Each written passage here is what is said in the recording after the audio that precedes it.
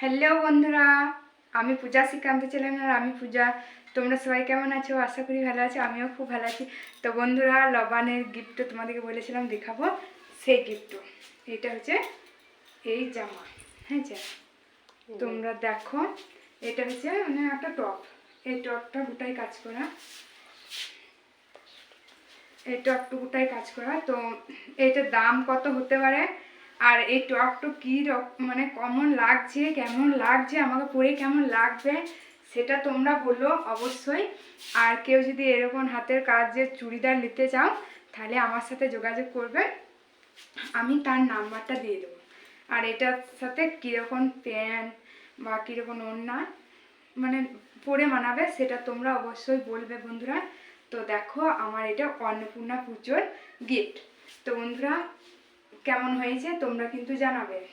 আর এটা হচ্ছে পিকটা, আর লটকন দুটো মানে আমি তো কিছু লাগাইতে বলিনি, তো এই দুটো করে দিয়েছে নিজের মনে।